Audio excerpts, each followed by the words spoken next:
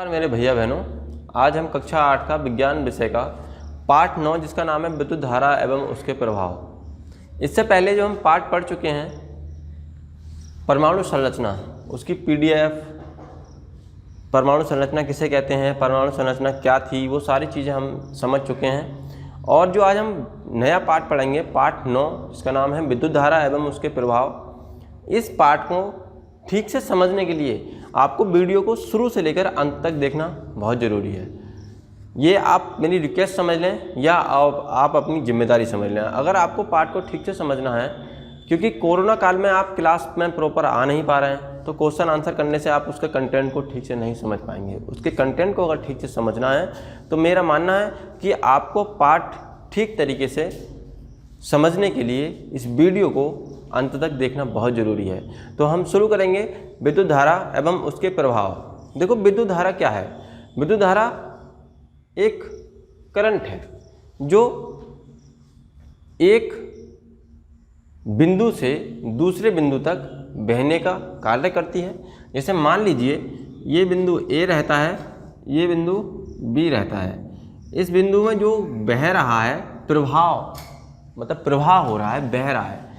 Current अपने आप में, जैसे बिंदु A से बिंदु B तक करंट को बहाना, प्रवाह करना एक धारा कहलाती है। इसकी परिभाषा समझेंगे, लेकिन उससे पहले हमें विद्युत धारा का जो यूज़ है, जो उपयोग है, वो हमारी ज़िंदगी में, हमारे घर में होने वाले इंस्ट्रूमेंट्स में कैसे करते हैं। जैसे आपने देखा है कि टीवी है हमारा, TV, fridge, washing machine, cooler, पंखे इत्यादि में हमें इन सारे के सारे संसाधनों को चलाने के लिए हमें विद्युत धारा की आवश्यकता होती है।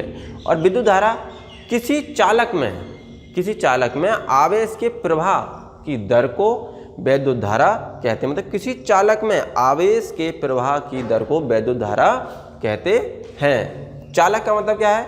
वो जिसमें करंट प्रवाह हो सके, करंट का प्रवाह हो सके, करंट बह सके। ऐसे आप प्लास्टिक में तो करंट का प्रवाह कर नहीं सकते, लकड़ी में, सूखी लकड़ी में नहीं कर सकते, मेज में नहीं कर सकते।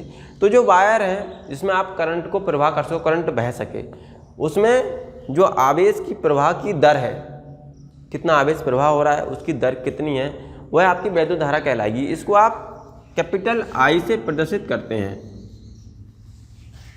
इसका जो फॉर्मूला रहता है वो फॉर्मूला हम एक छोटे से फॉर्मूले के माध्यम से पढ़ेंगे। Q बराबर IT, Q बराबर IT। अब यहाँ ये Q जो है ये है आपका आवेश, I जो है आपकी है धारा, T जो है आपका समय। अभी मैंने बताया आपको कि किसी चालक में आवेश की प्रवाह की दर को, किसी चालक में आवेश के प्रवाह की दर को विद्युत धारा कहते हैं। इसे कैपिटल I से प्रदर्शित करते हैं। तो धारा को हम I से प्रदर्शित करते हैं, तो हम I को बाहर निकाल लेंगे। जब I को बाहर निकालेंगे Q ऊपर चला जाएगा, T नीचे आ जाएगा। Q ऊपर आ जाता है और T नीचे आ जाता है। तो ये जो धारा हुई ये I बराबर Q/T हुई। आवेश का जो मात्रक होता है वो कूलाम होता है, समय का जो मात्रक होता है वो सेकंड होता है। मात्रक का मतलब है यूनिट, किस चीज़ में इनको नापते हैं, किस चीज़ में हम इसको मेजर करते हैं, किस चीज़ में हम इसको मापते हैं। तो किसी चालक में आवेश के प्रवाह की दर को, जितने समय में वो प्रवाहित हो रहा है, कितना प्रवाह कर रहा है, कितना प्रवाहित हो रहा है, वह उसकी विद्युत धारा कहलाएगी। जैसे आप मान लीजिए एक क्वेश्चन ले लेते हैं। मान लीजिए किसी चालक में 10 कूलाम आवेश है। किसी चालक में जो आवेश है Q वो 10 कूलाम है, 10 कूलाम है। कूलाम आवेश 5 सेकंड में प्रवाहित हो रहा है। मतलब समय कितना है? T बराबर 5 सेकंड में प्रवाहित हो रहा है। तो उसमें बहने वाली धारा का मान ज्ञात कीजिए। तो आपको जो धारा है बराबर I बराबर जो आपको फाइंड आउट करनी है, निकालनी है। तो ये फॉर्मूला जो लिखा हुआ है पीछे, इस फॉर्मूले को पुट कर दीजिए। I बराबर Q/T। तो I का मान आपको निकालना है, Q का मान दे रखा है 10, टी का मान दे रखा है 5, 5 से इसको काट देंगे, ये कटेगा आपका 2 बार, 5 दूनी 10, तो आई बराबर 2 एम्पियर। देखो कूलाम का जो मात्रक है वो आवेश का जो मात्रक है वो कूलाम है, समय का जो मात्रक है वो सेकंड है और धारा का जो मात्रक है वो एम्पियर है, एम्पियर। धारा को जब हम निकालते हैं तो उसका जो मान लिखते हैं वो हम एम्पियर में लिखते हैं। किस में लिखते हैं? एम्पियर में। अब इसकी बात करते हैं हम प्रभावों की। बहुत सारे इंस्ट्रूमेंट हैं, हम इसको मतलब कहाँ कहाँ इसका यूज़ करते हैं। आवेश क्या चीज़ होती है, आवेश के बारे में हम बात करेंगे। तो आवेश क्या चीज़ है? आवेश जैसे हमारी धारा है, करंट जो फ्लो हो रहा है और वो कितना चार्ज दे रहा है, कितना आवेश ले रहा है। अब आवेश कितने प्रकार के होते हैं, क्या होते हैं आवेश, ये बात करते हैं। देखो आवेश क्या है?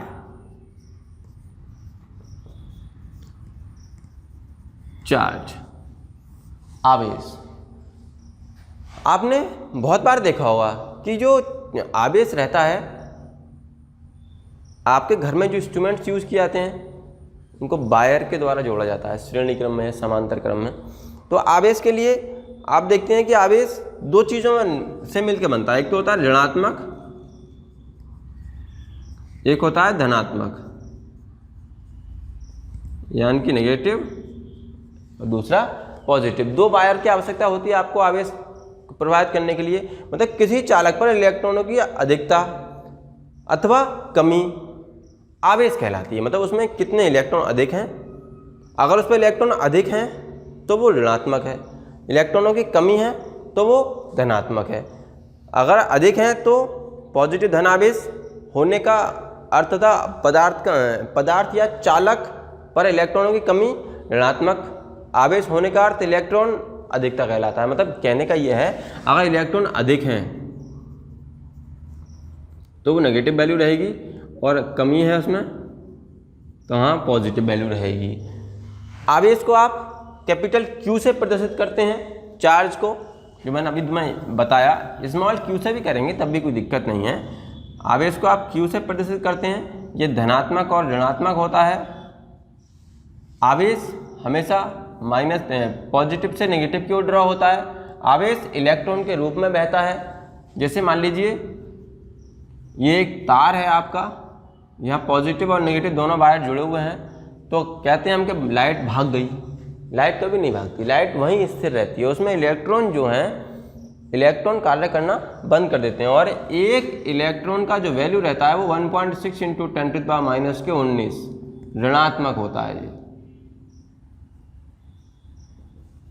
इलेक्ट्रॉन, प्रोटॉन और न्यूट्रॉन, इलेक्ट्रॉन की जो वैल्यू होती है वो 1.6 × 10⁻⁻19, एक इलेक्ट्रॉन की इतनी वैल्यू होती है। अब मैंने आपको बताया कि आवेश को कैपिटल Q या स्मॉल q से प्रदर्शित करते हैं। इसका जो मात्रक रहता है वो होता है कूलाम। अब मान लीजिए आपको आवेश निकालना है तो एक ऐसा एक फॉर्मूला लेते हैं, इस फॉर्मूले से ही इसको हम आवेश को निकाल के देखते हैं। जो फॉर्मूला हमारा धारा के लिए निकालने के लिए था वही हमारा आवेश निकालने के लिए होगा। Q बराबर IT। अब क्वेश्चन क्या कह रहा है? क्वेश्चन कह रहा है एक चालक में 40 कूलाम विद्युत धारा, 40 कूलाम विद्युत धारा, 40 कूलाम यानी कि जो आवेश है आपका Q बराबर वो 40 कूलाम है।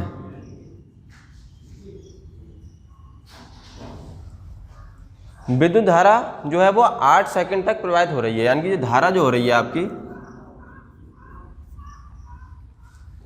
धारा आपकी आवेश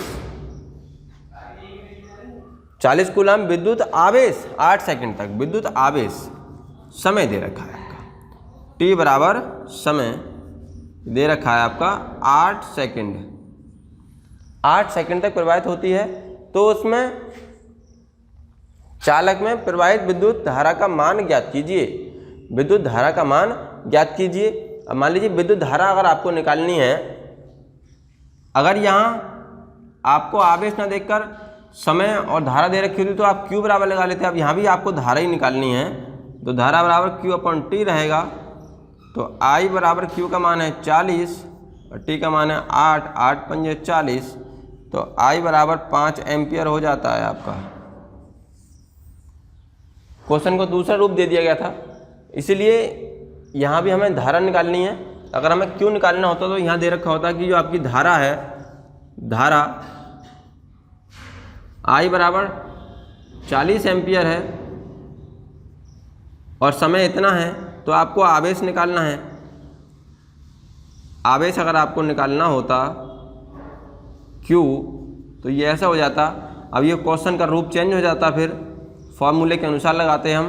क्या रहता? Q बराबर IT। तो Q बराबर I का मान दे रखा है 40, T का मान 8 है, तो Q बराबर 8 पंजे 8 चौक 32, 320 कूलाम, 320 कूलाम हो जाता। अब जो हमारी धारा होती है वो धारा हमारी दो प्रकार की होती है। धारा को हम दो ही रूप में पढ़ते हैं। एक तो देखेंगे अभी विद्युत धारा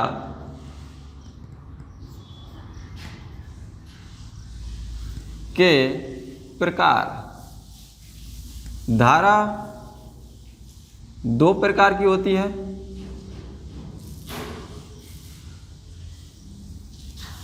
नंबर 1 दिष्ट धारा, नंबर 2 प्रत्यावर्ती धारा। दिष्ट धारा और प्रत्यावर्ती धारा मतलब एक तो होता है डायरेक्ट करंट डीसी जिसे हम बोलते हैं, जो हमें इन्वर्टर से प्राप्त होता है। एक होता है एसी जो हमें ट्रांसफार्मर से प्राप्त होता है। हमारे घर में जो करंट आता है मीटर से वो एसी आता है। हम क्या करते हैं, उसको अपनी बैटरी में चार्ज करने के बाद उसको डीसी में कन्वर्ट कर लेते हैं। इन्वर्टर से जो डीसी करंट है हमने इकट्ठा कर लिया है उसको बैटरी में, उसको इन्वर्टर के द्वारा एसी में कन्वर्ट कर लेते हैं। लेकिन एसी करंट जो हमारे घर में पहले आ रहा था उसकी अपेक्षा जो इन्वर्टर का करंट एसी होगा उसकी पावर कम हो जाती है, वो हमारे लिए करंट भी इतना नहीं मारता। तो हम दिष्ट धारा के बारे में बात करेंगे। दिष्ट धारा कौन सी धारा होती है देखते हैं अभी। दिष्ट धारा डीसी करंट जो हमारे द्वारा बनाया गया है डायरेक्ट करंट। दिष्ट धारा, दिष्ट धारा मतलब ऐसी धारा जो केवल एक ही दिशा में प्रवाहित होती है। ऐसी धारा जो केवल एक ही दिशा में प्रवाहित होती है दिष्ट धारा कहलाती है। जैसे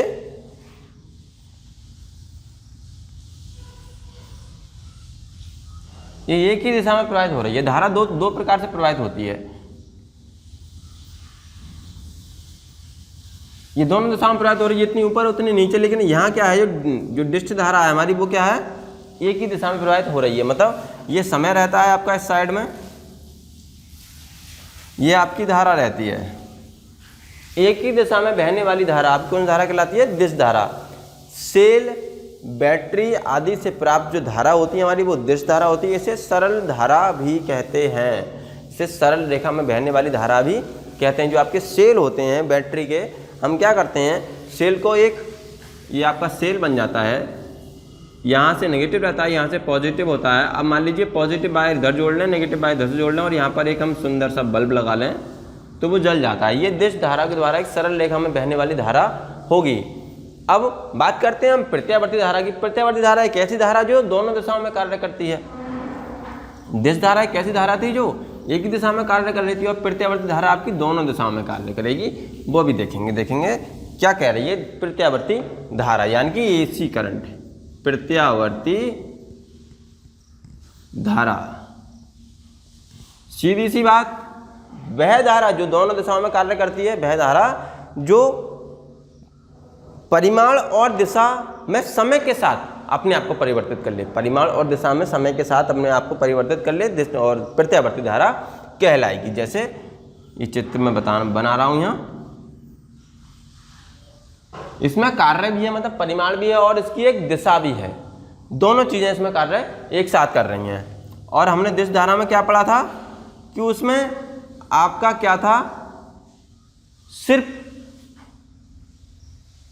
एक ही दिशा में कार्य करने वाली थी। मतलब उसमें क्या था, एक दिशा ही दिशा थी, परिमाण नहीं था। और इसमें परिमाण भी है और दिशा भी है, दोनों चीजें हैं आपकी। एक प्रत्यावर्ती धारा जो होती है, धारा के लिए आप प्रत्यावर्ती धारा को आप हर्ट्ज में नापते हैं। किस में नापते हैं? हर्ट्ज। इसको हम HZ भी लिखते हैं।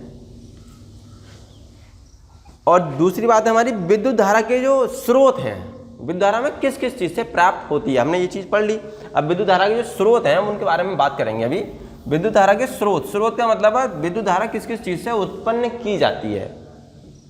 विद्युत धारा के स्रोत, नंबर 1 सेल, नंबर 2 बैटरी या जनरेटर।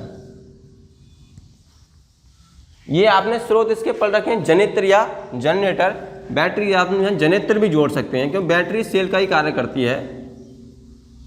ये दोनों अलग अलग शब्द हो गए, सेल और जनित्र या जनरेटर। मतलब अब सेल जो होता है आपका, सेल आपके दो प्रकार के होते हैं।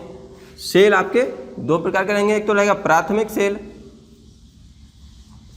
एक रहेगा द्वितीयक सेल। द्वितीयक सेल, प्राथमिक प्राइमरी और ये सेकेंडरी। अब प्राथमिक सेल क्या होते हैं? प्राथमिक सेल रासायनिक ऊर्जा को विद्युत ऊर्जा में कन्वर्ट करते हैं। रासायनिक ऊर्जा को, कौन सी ऊर्जा को? रासायनिक ऊर्जा को विद्युत ऊर्जा में, विद्युत ऊर्जा में बदलते हैं, तब ये बल्ब जलता है। ये है आपकी प्राथमिक सेल की खासियत। ये रासायनिक ऊर्जा को विद्युत ऊर्जा में कन्वर्ट करेगा। मतलब प्राथमिक सेलों का क्या है, जो एक बार चार्ज होकर आ जाएं, जैसे भी चार्ज होकर वो आ जाएं कंपनी से, उनको आप पुनः आवेशित नहीं कर सकते। एक बार यूज करने के बाद उनको आपको फेंकना ही है। उनको आप यूज इन थ्रो ही करेंगे, एक बार यूज करा और फिर फेंक दिया।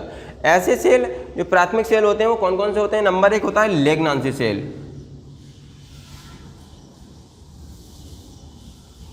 लेग्नान्सी सेल, ये लेग्नान्सी सेल एक ऐसा सेल है जो एक बार चार्ज होने के बाद दोबारा चार्ज नहीं होता है। दूसरा आपका बात करते हैं शुष्क सेल की। शुष्क सेल ये एक बार चार्ज करने के बाद दोबारा चार्ज नहीं होते। तीसरा होता है आपका डेनियल सेल। डेनियल सेल की भी एक खासियत होती है कि एक बार चार्ज होता है ये दोबारा चार्ज नहीं होता। फिर है आपका एक चौथा वोल्टीय सेल। वोल्टीय सेल, ये चारों सेल आपके प्राथमिक सेल होते हैं। प्राथमिक सेल की एक खासियत होती है कि एक बार चार्ज होने के बाद ये दोबारा चार्ज नहीं किए जा सकते। इनको पुनः आवेशित कभी नहीं कर सकते। इनका आंतरिक प्रतिरोध बहुत कम होता है। आंतरिक प्रतिरोध कम होने के कारण ये दोबारा से चार्ज नहीं होते हैं, इसलिए ये प्राथमिक सेल कहलाते हैं, प्राइमरी सेल्स कहलाते हैं। दूसरा है आपका सेकेंडरी सेल। सेकेंडरी सेल क्या होते हैं आपके?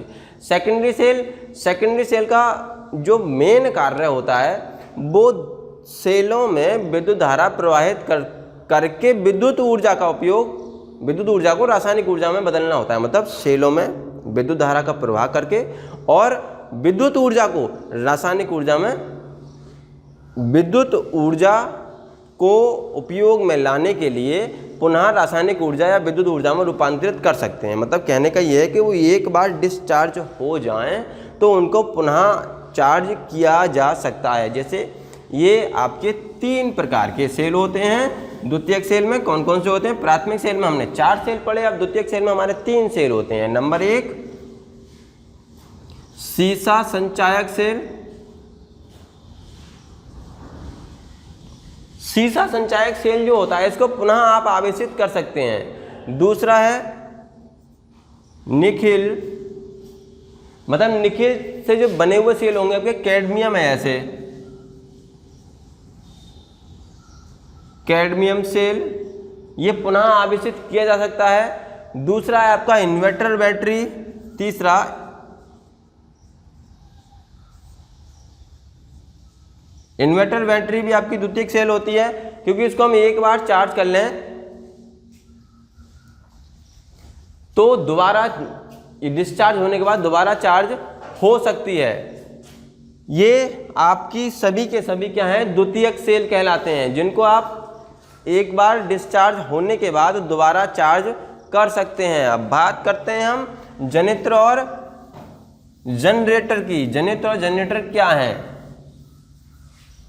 जनित्र और जनरेटर आपने मतलब मोस्टली अपने घर में देखा होगा, पंखा चलाने के लिए या कूलर चलाने के लिए, वॉशिंग मशीन चलाने के लिए या अन्य इत्यादि संसाधन चलाने के लिए जब विद्युत का अभाव होता है, करंट हमारे घर में नहीं आ रहा होता है, लाइट हमारे घर में नहीं आ रही थी, तो हम क्या करते हैं, इन्वर्टर का यूज़ करते हैं, जनरेटर का यूज़ करते हैं, या आप इन्वर्टर का यूज़ करते हैं, जनरेटर का यूज़ करते हैं या जनरेटर का यूज़ करते हैं। जनरेटर से क्या है आपका, जनरेटर यांत्रिक ऊर्जा को विद्युत ऊर्जा में कन्वर्ट कर देता है। कौन सी ऊर्जा को?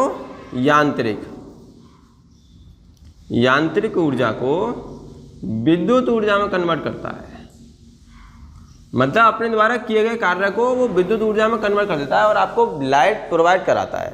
जनरेटर का यही मेन कार्य है, मतलब यांत्रिक ऊर्जा को विद्युत ऊर्जा में कन्वर्ट कर देना, ये आपका जनरेटर का कार्य है। आपने उसमें कई बार देखा होगा कि आप उसमें छोटी सी एक कन्वर्टर लगा देते हैं। कन्वर्टर जनरेटर में लगाने के बाद वो जो आपकी यांत्रिक ऊर्जा जो उसके द्वारा बाह्य बल लगाकर कार्य किया जा रहा है, उसको वो यांत्रिक ऊर्जा पैदा करता है बाह्य बल लगाकर, और बाह्य बल से वह जो यांत्रिक ऊर्जा थी वो यांत्रिक ऊर्जा वो विद्युत ऊर्जा में कन्वर्ट करके आपके बल्ब के रूप में आपको प्राप्त कराता है। उसके बाद एक नई बात है आपकी विद्युत वाहक बल, EMF, इलेक्ट्रिक मोटिव फोर्स।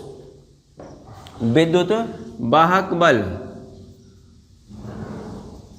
विद्युत वाहक बल, इसको हम शॉर्ट में EMF भी बोलते हैं, इलेक्ट्रिक मोटिव फोर्स।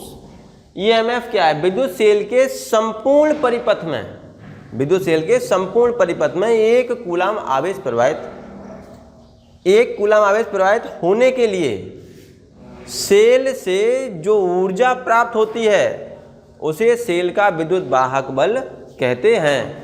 कहने का मतलब दोबारा सुनाता हूं, विद्युत सेल के संपूर्ण परिपथ में एक कूलाम आवेश प्रवाहित होने के लिए सेल से जो ऊर्जा प्राप्त होती है उसे सेल का विद्युत वाहक बल कहते हैं। इसे कैपिटल E से प्रदर्शित करते हैं। इसका जो मात्रक होता है वो जूल प्रति कूलाम होता है, जूल प्रति कूलाम। अब जूल प्रति कूलाम इसका मात्रक हो जाता है तो इसका एक फॉर्मूला भी रहता है, E बराबर W/Q। W यहाँ क्या है? कार्य, और Q क्या है यहाँ पर? आवेश। तो कार्य का मात्रक होता है जूल और कूलाम, आवेश का मात्रक होता है कूलाम।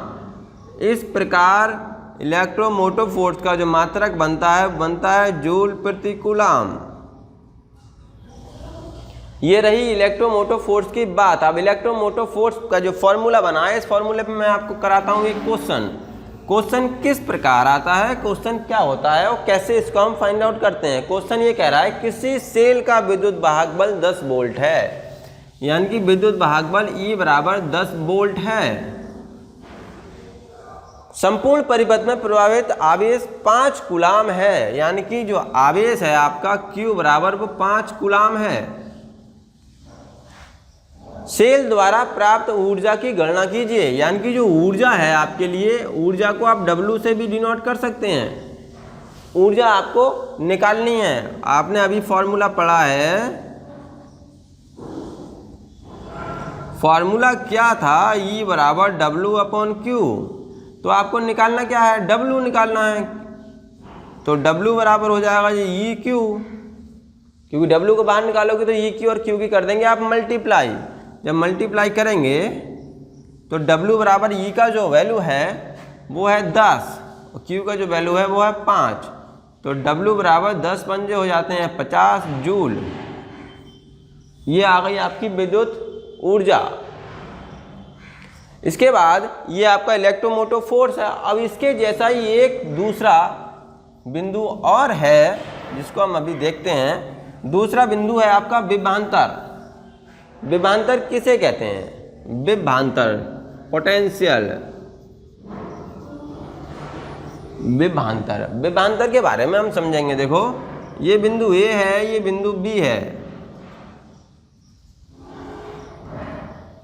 यहां पर कोई Q0 आवेश रखा है, मतलब परीक्षण आवेश। कहने को तो हम अपनी भाषा में समझ लें कि परीक्षण आवेश को बिंदु B से बिंदु A तक लाने में जो कार्य करना पड़ रहा है वह आपका विभवांतर कहलाएगा। इस परीक्षण आवेश को बिंदु B से बिंदु A तक लाने में जो कार्य करना पड़ा आपको वह उसका विभवांतर कहलाएगा।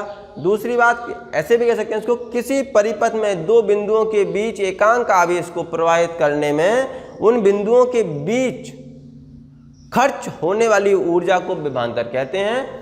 मतलब दो बिंदुओं के बीच, किसी परिपथ में दो बिंदुओं के बीच एकांक आवेश को प्रवाहित करने में जो ऊर्जा खर्च होती है, जो एनर्जी वेस्ट होती है, वह विभवांतर कहलाती है। इसको हम कैपिटल B से डिनोट करते हैं, वो भी चूल्हे वाली सेकंड B, इसको B से प्रदर्शित करते हैं। अब और इसका जो मात्रक होता है वो जूल होता है। मात्रक देखेंगे अभी। जब इसको B से प्रदर्शित करते हैं तो B बराबर आपका रहेगा W/Q0। तो B बराबर W का मात्रक जूल, इसका मात्रक कूलाम, जूल प्रति कूलाम। दूसरा मात्रक इसका होता है वोल्ट, जूल नहीं, एक तो रहेगा जूल प्रति कूलाम और एक रहेगा आपका वोल्ट। ईएमएफ में हमने यही फॉर्मूला पढ़ा, E बराबर J/W/Q, और यहाँ B बराबर W/Q, यानी कि इलेक्ट्रोमोटिव फोर्स ईएमएफ है और विभवांतर है, ये दोनों अपने आप में एक ही बात हैं। अब देखते हैं इसका भी एक फॉर्मूला, जो फॉर्मूला दे रखा है इस फॉर्मूले से इसका भी एक क्वेश्चन देखते हैं। क्वेश्चन कैसे होगा, क्वेश्चन क्या कहना चाह रहा है। क्वेश्चन ये कह रहा है यदि किसी चालक में 1 एम्पियर की धारा 10 सेकंड में बहती है, किसी चालक में 1 एम्पियर धारा जो है वो 1 एम्पियर है, समय जो है t बराबर 10 सेकंड है, प्रवाहित होने में उसे ऊर्जा 60 जूल, यानी कि W बराबर जो है वो 60 जूल हो, तो चालक के सिरों पर विभवांतर कितना होगा, तो आपके लिए B बराबर निकालना है। अब ये ऐसा कोई फॉर्मूला नहीं जिसमें आप इन तीनों चीज़ों को एक साथ निकाल सकें। तो पहले आप I और T से Q का मान निकालेंगे। फ्रॉम फॉर्मूला क्या था आपका, Q बराबर IT। तो Q निकालने के लिए I का जो वैल्यू है वो 1 है और T का जो वैल्यू है वो 10 है। तो Q बराबर 10 कूलाम। अब आपने Q का मान निकाल लिया, W का मान आपको पता है, तो आपको B का मान निकालना है। B बराबर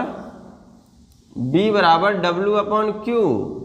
तो B बराबर W का मान दे रखा है 60 जूल, Q का मान आया आपका 10, 10 × 60, B बराबर 6 वोल्ट।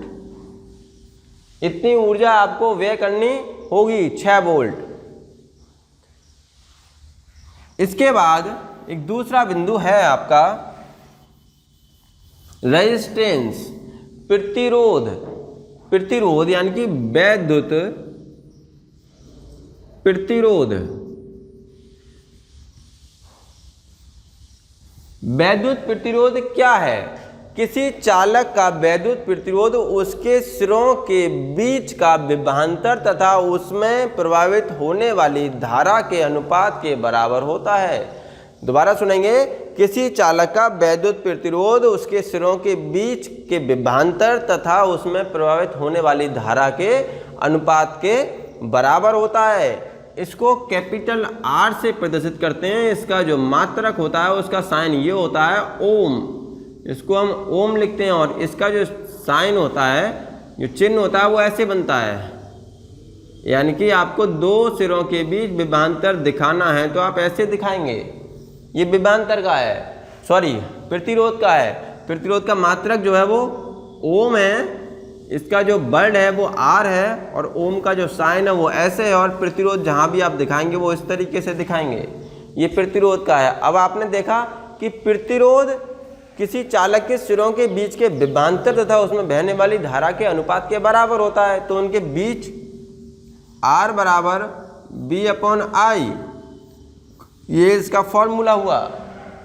इसी के साथ मैं आपको नया बिंदु बताने वाला हूं। देखेंगे नया बिंदु, ऐसे मान लीजिए आप प्रतिरोध निकालना है। नए बिंदु में ये देखें, इसका प्रतिरोध अगर निकालना है इसी क्वेश्चन में, तो प्रतिरोध निकालने के लिए आप क्या करेंगे? देखो क्वेश्चन ये कह रहा है कि किसी चालक के सिरों का विभवांतर 6 वोल्ट है, यानी कि B बराबर 6 वोल्ट होता है, तथा उसमें बहने वाली जो धारा है I बराबर वह है आपकी 2 एम्पियर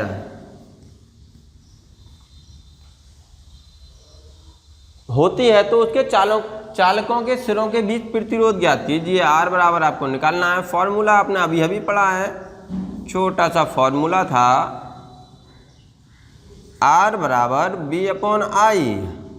तो R बराबर B का मान वैल्यू दे रखा है 6, I का वैल्यू दे रखा है 2, 2 तिया 6, तो R बराबर 3 ओम। ये हुआ आपका प्रतिरोध का। प्रतिरोध जो देखते हैं हम, जैसे चांदी है AU,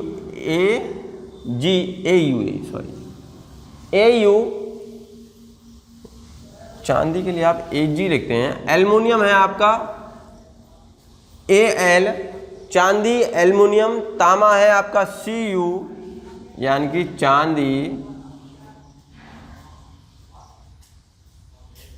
एल्युमिनियम और तांबा। ये जो चालक होते हैं इनका प्रतिरोध बहुत कम होता है, इनका प्रतिरोध अपने आप में बहुत कम होता है। कुछ विशेष मिश्र धातुएं भी होती हैं, जैसे नाइक्रोम है, इनका जो प्रतिरोध होता है वो बहुत अधिक होता है। तो ये चांदी एल्युमिनियम और तांबा, इनका जो प्रतिरोध होता है बहुत कम होता है। और एक आपका एक मिश्र धातु है नाइक्रोम,